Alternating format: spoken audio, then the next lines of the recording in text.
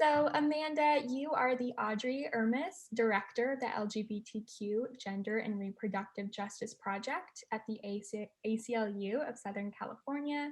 You were previously a staff attorney in the LGBT and HIV project of the National ACLU, and you are currently a member of the Board of Directors of Genders and Sexualities Alliance Network.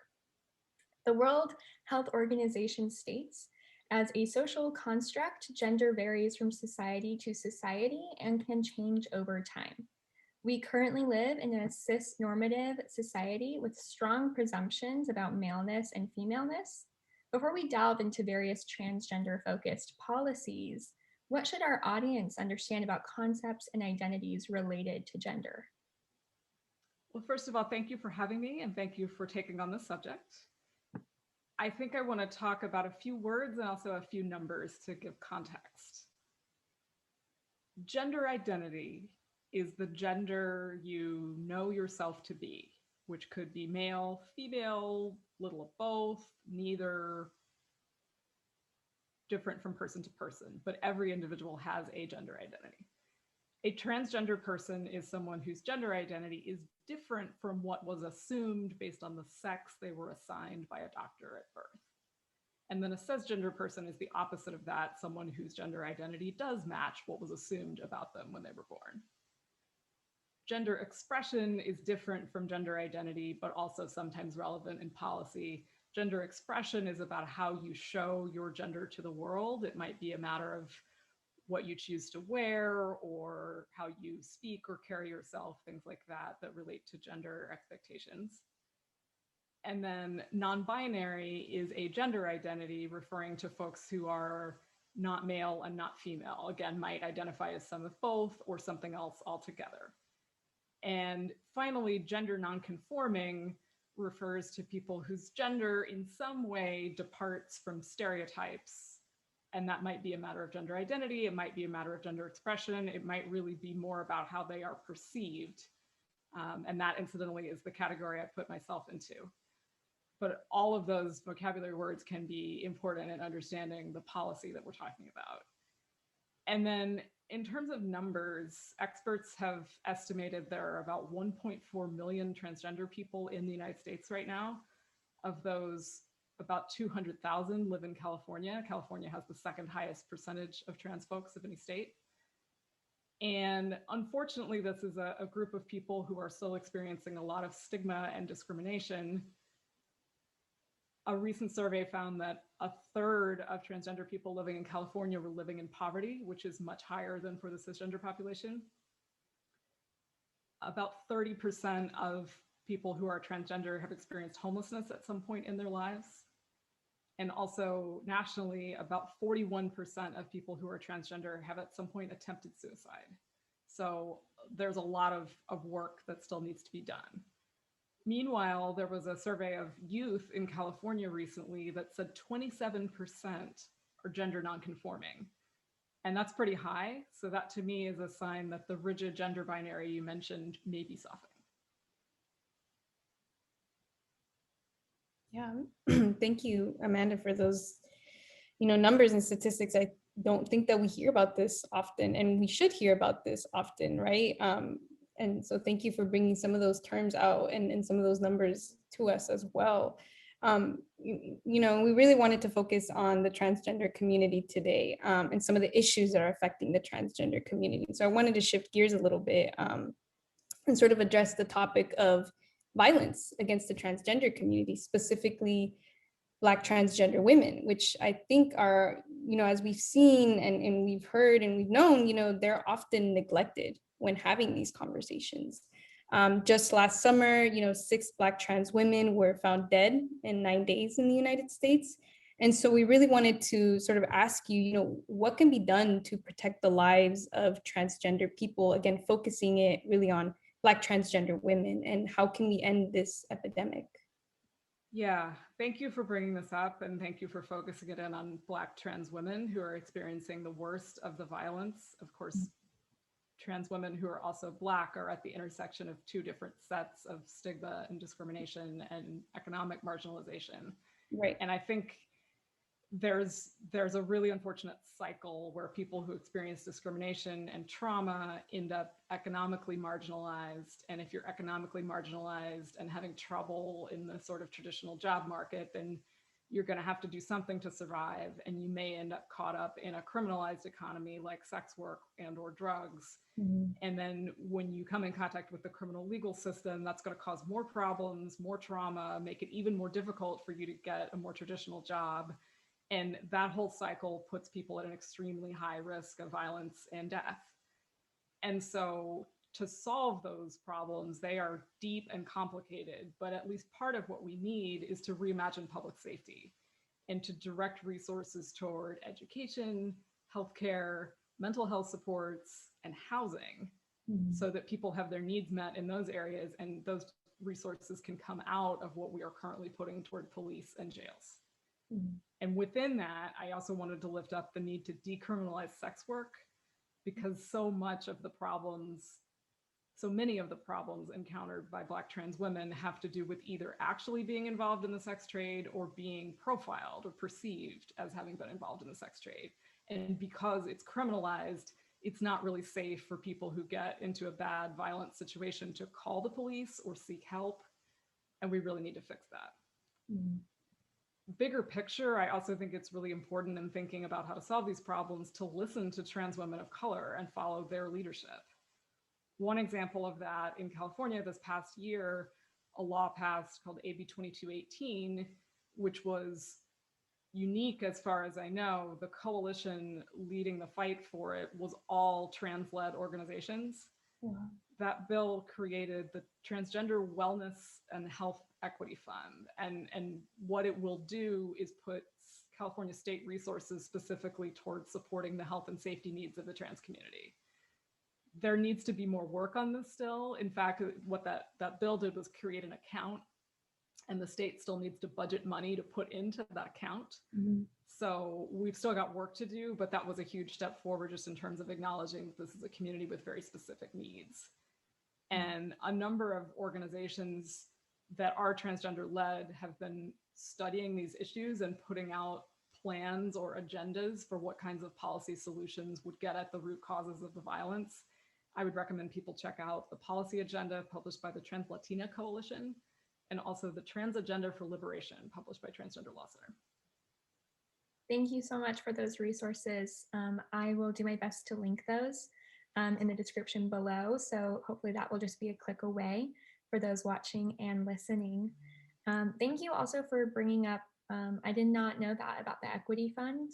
And, you know, in preparation for this interview, I learned quite a bit about our state policies.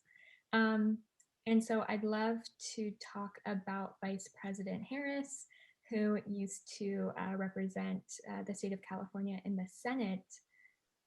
Previously, years ago, she was District Attorney of San Francisco, and Vice President Harris helped create an LGBTQ hate crimes unit. And while California Attorney General, she battled the panic defense, a legal strategy in which a person claims that anti-LGBTQ plus violence or murder is justified because the victim made a sexual advance toward the perpetrator.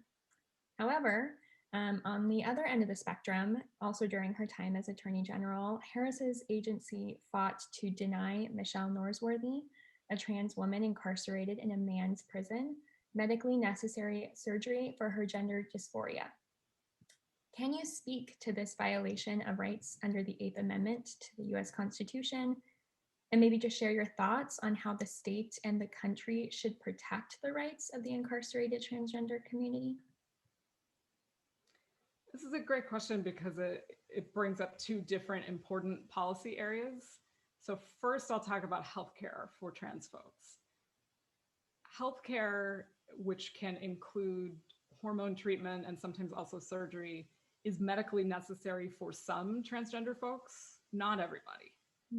But for those who need it, there's been a long process to try to eradicate barriers, including a lot of insurance companies used to classify anything gender affirming as cosmetic care and wouldn't cover it. And there continue to be problems with some healthcare providers not wanting to do anything of a gender affirming nature for religious reasons.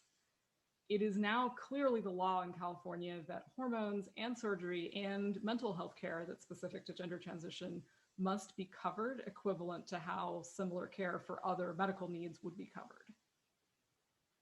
And then looking at the incarceration part of what you asked, for context, people who are trans are disproportionately incarcerated. Part of that has to do with bias in the criminal legal system, and part of it has to do with people being forced into survival economies, like I mentioned before. People who are trans also tend to get longer sentences, and they tend to have rougher experiences while incarcerated even than other folks. Not that prison is a safe experience for anyone. People who are trans are, like I said, at much higher risk of physical and sexual violence. And some of that is because historically, prisons and jails have housed everyone in a men's or women's facility just based on their genitalia. That is problematic, especially for trans women who are sometimes extremely uncomfortable and unsafe in men's prisons. And just this past year in California, we passed SB 132, which is a law requiring the state prison agency to ask people who are transgender what would feel safer for them, a men's or women's facility. And that is just giving more agency and autonomy to the folks who are going through this carceral experience. And I was really proud to be part of that coalition, and I'm looking forward to seeing that law fully implemented. It just took effect a few weeks ago at the start of the year. So coming back to what you specifically asked about healthcare while incarcerated, the law on this is that if you don't address someone's known medical needs while they're incarcerated, that is called deliberate indifference to their medical situation. And that is considered a form of cruel and unusual punishment that's prohibited under the 8th Amendment. It's been a long struggle to establish that, just like healthcare for other conditions, care for gender dysphoria is medically necessary, and thus not providing it is illegal deliberate indifference. And like you alluded to, California continued to resist providing any surgical care to people who are trans up until about 2015.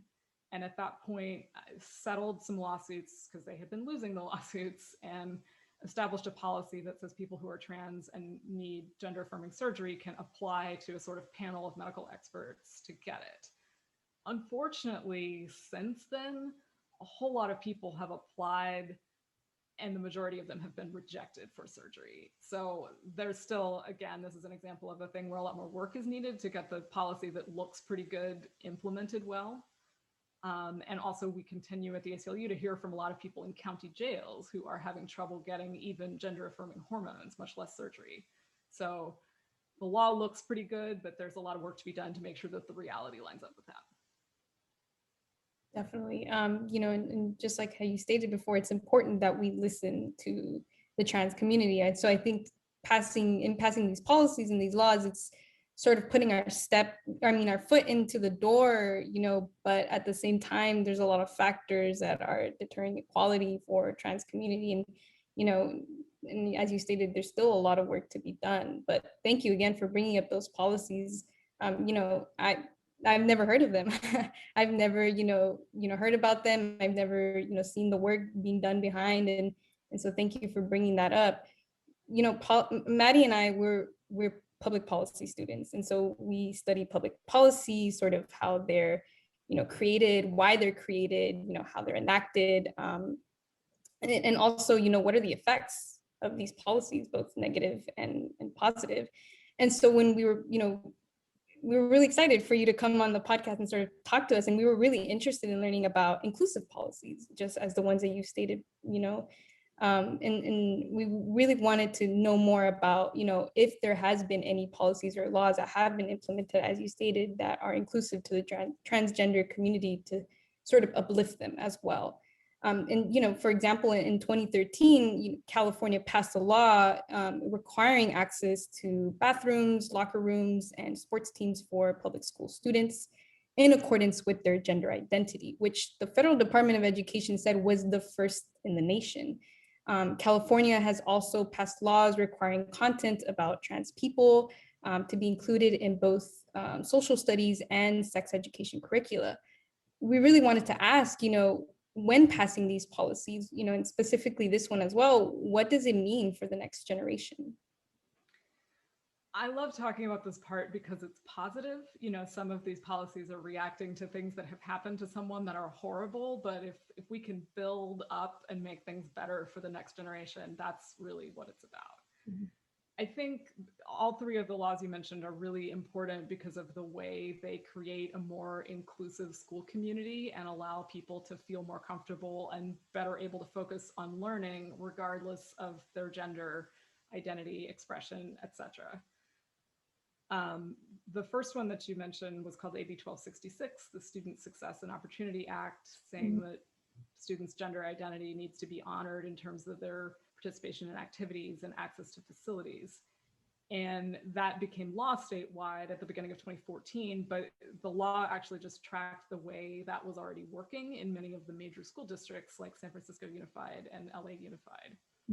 And so having young people able to play sports in accordance with who they really are and go to the bathroom that matches who they really are is just helpful in terms of everyone feeling included in the school community. And we all know there are benefits that follow you throughout life from playing sports as a young person. There are benefits to being able to concentrate in class and not worry about when you're going to be able to safely go to the bathroom. They can seem like small things, but they're really pretty important in one's educational experience, which sets you up for success in every other area of life. And the curricular laws are really important, not only because they help young people who are themselves trans or elsewhere on the gender spectrum feel seen and included in the community, but they're also really important in terms of helping other students understand what it means to be trans. If you have heard a little bit about gender identity in sex ed class, if you have seen examples of historical leaders who were trans in your social studies class, then you are much better positioned to understand what's up when it comes to the point when someone else in your life turns out to be trans, whether it's a coworker or a family member or whomever.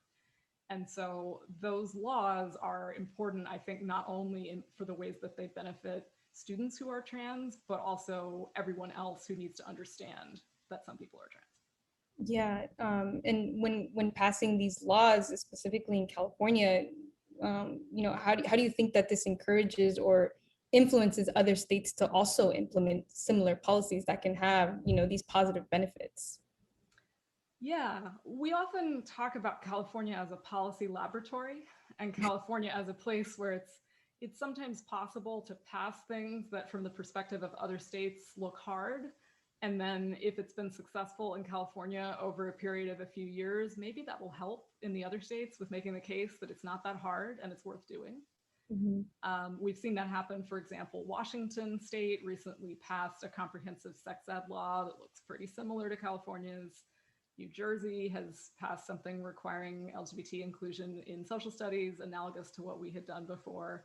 And sometimes, of course, it goes the other way, and we in California are the ones learning from our neighbor states, but that can be really helpful in terms of advocates not having to reinvent the wheel every time. And this was not realistic for the past 4 years, but I am very happy to say that we are now in a position to look to the federal government to potentially implement some of these policies around schools and other issues that have been helpful to the trans community in California, that possibly now they can be adapted and applied nationwide. Yeah. Actually, if I can throw in here while we're talking about other states, Yes. it just seems worth noting, even as we are celebrating all this progress in California and all this potential progress at the federal level, that there is also a lot of bad stuff going down in other parts of the country. And it's not new, but 2021 seems to be an especially rough year for state legislatures attempting to attack the trans community. There are a number of bill proposals that would make gender affirming healthcare for young people illegal, that would prohibit trans girls from playing on girls' sports teams, that would require school staff to out students to their parents if they say anything about questioning their gender, that would make it impossible or much more difficult to change the gender and identity documents. And I could go on with the litany of bad stuff. My colleagues in other parts of the ACLU and activists in those states are doing a lot to fight these things back. But I just think it's important to note that even as we're kind of focused on implementation and making things even better in California, the trans rights movement at a national level is still unfortunately having to play a lot of defense.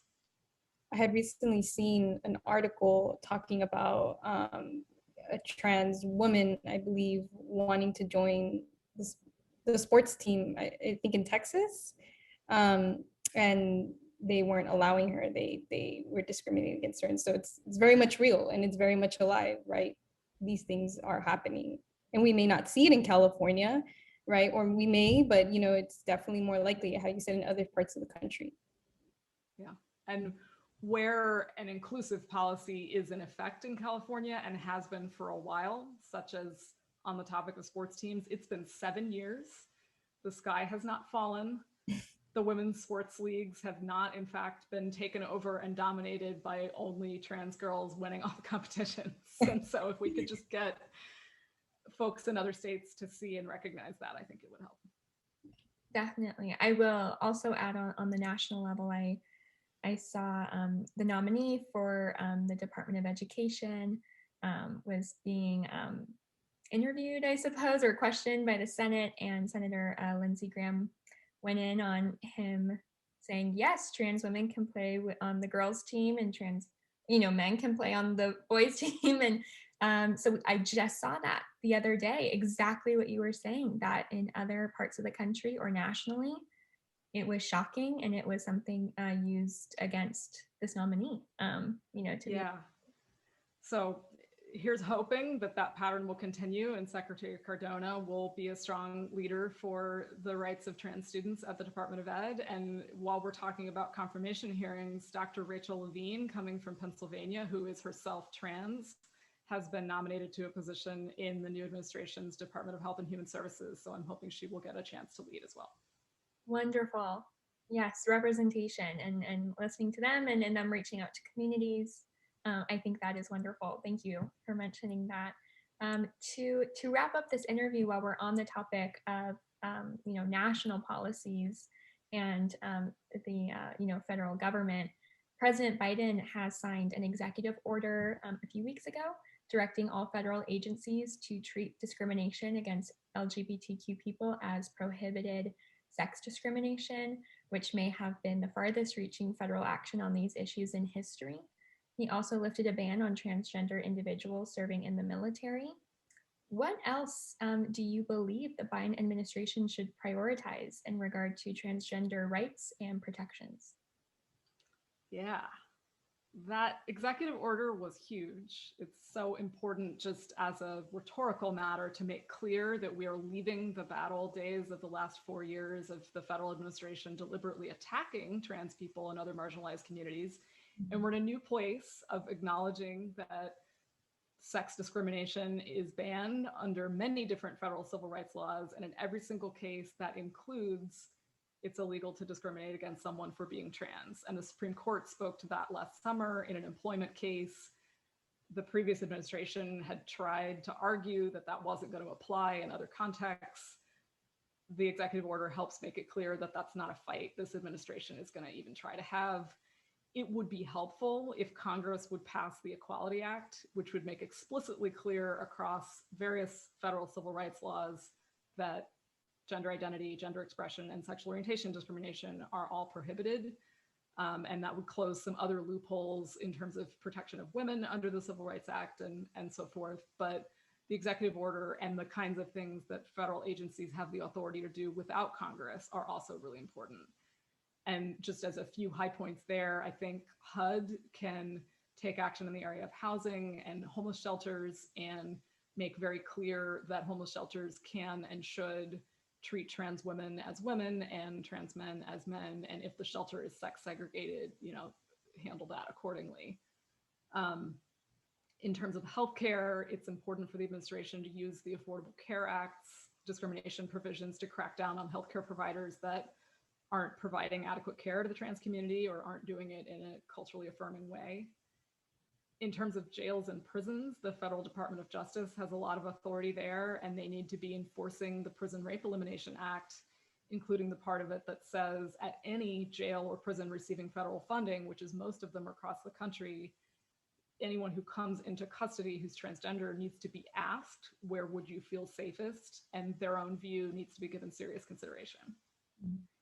And then also think it's important just to acknowledge, like Audrey Lorde said, none of us lead single issue lives.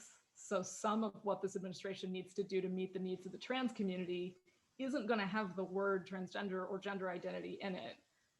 The administration has committed to move forward on criminal legal system reform, law enforcement accountability, immigration reform, raising the minimum wage, and all those things could have huge benefits in addressing issues for the trans community, the economic marginalization, and the disproportionate criminalization that I talked about before. So those are important too.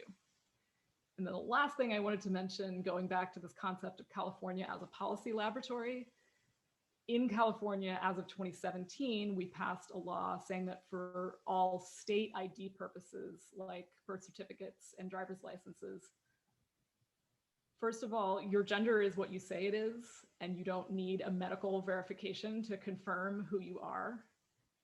Secondly, your gender options are male, female, or X, which could be non-binary or whatever other category feels right for you. And again, those changes have been in effect for a few years in California. It's been working smoothly. It's been making people's lives a lot better to have access to accurate ID. And so the ACLU right now is asking the Biden-Harris administration to make those same changes at the federal level, which would allow people to state their own gender without medical verification and with an X option on passports and immigration papers and social security records. And that would be really helpful in affirming who people are and allowing them to move forward in their identity. Wow, yes.